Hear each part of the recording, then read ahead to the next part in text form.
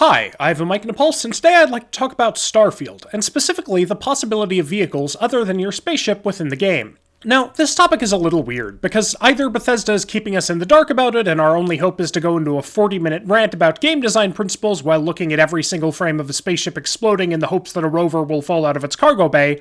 or the main ground vehicle is just this thing from the E3 trailer, which is big enough to drive, has the same wheel things as Fallout 4 Sentry bots, and has that under-maintenance look that's classic video game code for, you're not allowed to use this right now, but you'll get your own once you advance the plot. But could, unfortunately, also be video game code for, it makes sense from a world-building perspective for this to be here, but we don't have game mechanics for it, so it's under maintenance. But because this is the rant type of channel, I would like to discuss some likely factors in determining what kind of vehicles are likely to exist and what kind aren't, which are size, role, and setting, and why this bad boy should fit all three categories. Part 1. This ramp ain't big enough for the both of us. First off, size. This is one I haven't seen mentioned in a lot of discussions, but I do think one of the major constraints on the type of vehicles we'll be able to carry on our ships is going to be that we have to fit them on our ships. Now, most of what we see in the trailer is at an angle and often imperfectly lit, so I can't 100% say anything for certain, but based on my best attempts at measuring, using several different shots and assuming a human is about 6 feet tall, I can say that this thing is probably just barely small enough to take up your entire starting cargo bay, even though it might have to sink down a little, which could be possible depending on how those legs move, and it would have to enter and exit the ship on its own, or it would completely obstruct your path. Also, it's still too small for any companions to share the ride, though it's not like Bethesda has previously had any objection to just making your companions jog behind your horse. Speaking of horses, you could actually fit one in here with room to spare, though it might object to being jostled during dogfights. While this is about the limits of our starting cargo bay, we can see that Crimson Fleet ships have much bigger cargo bays that they seem to be using for rapid troop deployment, and assuming a slightly crouched Garrus is about human height, these things could probably squeeze in something as big as the Mako, again provided it could embark or disembark in front of you. That being said, while late-game ships with bigger cargo bays being able to hold larger vehicles makes sense, we also know that you can just steal other people's ships, which means that you could get this sized bay very early in-game, and it seems like it would be a weird design choice to just have some equal-leveled bay options be massively better than others, even if they might somewhat increase your mass. I'd also hazard a guess that this is about the large end of bay size, as the cargo bay doesn't have any attachment points for landing gear, and if you made it much bigger, then your landing gear might not actually be able to reach the ground, but there might just be some cargo bays that do have attachment points, and they could always fudge the numbers on the gear's actual size, which is why this is a hazarded guess and not a hard fact.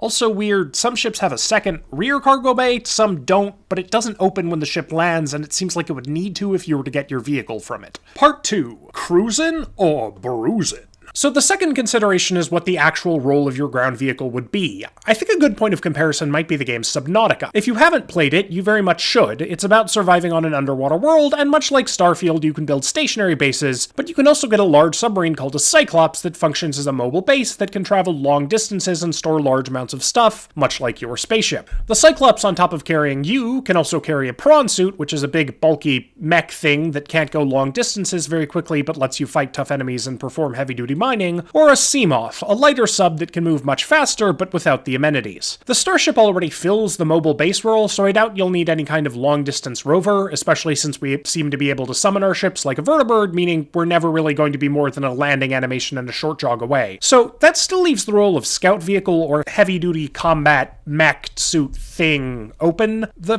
combat mech is purely a thing I think would be cool though, and we have no real reason to believe that we won't just be sticking to jetpacks and lasers. We also haven't seen anything on the Skirk chart that suggests their presence, though they could just use the same skills as normal weapons. A scout vehicle seems far more likely, with the major question here being, how far are we expected to travel on the ground? Theoretically, we can travel the whole planet on foot, but we know both that these planets are going to have a lot of empty space, and that we can perform some sort of orbital scan that seems to be how we discover points of interest to land near. So it's entirely possible that the basic gameplay loop is scan a planet from orbit, land near a point of interest, do whatever's at that point of interest, return to orbit, rinse, repeat, with actual ground-based exploration not being the focus outside of denser, more urban areas, though the trailer did highlight the walking aspect of the game. Also, Will Shen did say they have a system for either randomly placing or generating structures for Radiant quests, and that could be used to spice up ground-based exploration, though having an uninhabited planet materialize a brand new raider base every 30 feet would get weird quickly, and not really make sense if we could already clearly see the previously empty patch of land it's inhabiting. Worlds could also be designed so that each main point of interest Interest has some smaller things to find around it, with content getting less dense as we get farther away. There's also the issue of terrain, since we can clearly see that some of it is going to be very rough and would favor a jetpack far more than traditional wheeled vehicles, though something with weird not quite wheels and potentially flexible legs might work, almost like this little doohickey right here. And we've also seen some pretty impressive all-terrain capability from Skyrim's horses. Also a note regarding terrain, at 11:05 in the main trailer, we see a spaceship take off,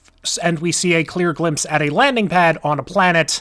and that landing pad doesn't have any roads for vehicles going to or from it. Part 3. The gravity of the situation. The third factor is setting, since any technology in the game has to fit the game's world. This is mostly a fancy way of saying that I don't think there will be hover bikes, since the NASA punk aesthetic doesn't seem to have a lot of levitation except for floaty alien artifacts. We do know that some gravity manipulation is possible though, since it's how hyperdrives work. We also know that this thing fits the setting because it's in the game, and this other thing, but that seems to be some sort of cargo mover rather than for personal use. And we also saw in the Starfield release date announcement trailer, famously the only trailer to have ever announced a Starfield release date, that the fight in the background takes place at the Mars Mech Factory, which could be slang for mechanical things in general, but could mean mech in the conventional Western giant robot sense, which, if it came in a small version, would lend support to the mech combat suit thing idea. Horses could also exist in the setting, assuming someone transported them off of Earth before it was lost, though obviously they wouldn't work on the less habitable planets, unless, of course, they had their own spacesuits. So yeah, that's about what I've pieced together, or failed to piece together. Overall, I think there's an okay chance of ground vehicles, but I wouldn't be surprised if there weren't. If they are there, I would suspect this thing will be a major one, and that we might also get a small mech like the prawn suit, but no larger rovers or hovering things of any kind. And I think we can guarantee with 100% certainty that horses in spacesuits will also be a major part of gameplay. And if you disagree with any of my conclusions, feel free to wait 2 weeks for further evidence.